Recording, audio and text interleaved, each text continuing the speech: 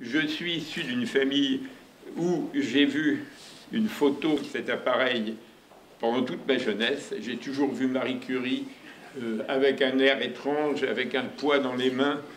En fait, pour être tout à fait honnête, je ne savais pas vraiment de quoi il s'agissait. Je savais vaguement qu'il s'agissait d'un quartz piézoélectrique, mais je ne m'étais jamais posé la question.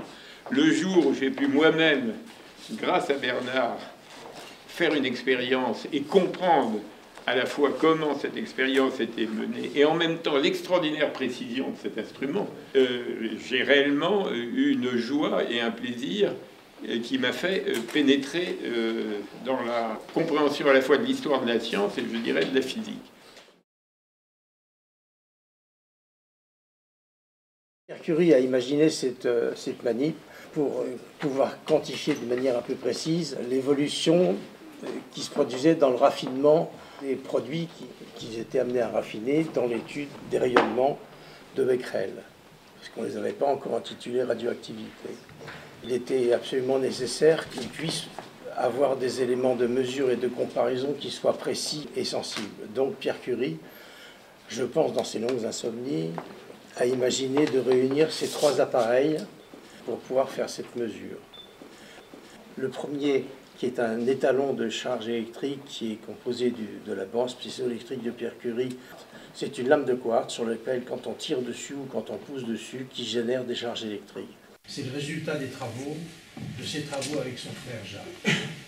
Deuxième instrument, c'est un électromètre à cadran. L'inventeur de l'électromètre à cadran, c'est Lord Kelvin, qui a été modifié par la suite par Pierre Curie pour augmenter son amortissement. L'amortissement, c'est le temps que met le papillon qui est à l'intérieur à revenir à la position 0. Cet électromètre ne sert en réalité qu'à mesurer des charges électriques qu'on compare l'une aux autres. Les charges qui sont développées dans le quartz et les charges qui sont développées dans la chambre d'ionisation. La chambre d'ionisation, en fait, c'est un condensateur dans lequel on introduit la matière à étudier.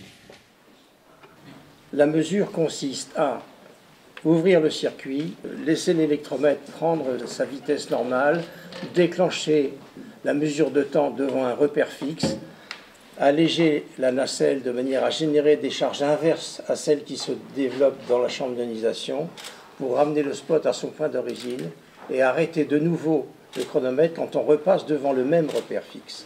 Quand on multiplie ce temps par la constante de la lame de quartz, on a l'activité développée dans la chambre d'ionisation. Voilà, donc j'ouvre le circuit. Je déclenche le chronomètre. J'allège la nacelle pour ramener le spot au point d'origine. Et quand je ne peux plus alléger la nacelle, le spot reprend sa course et je l'arrête quand le spot repasse devant le point de déclenchement. Voilà. Combien? 10 secondes.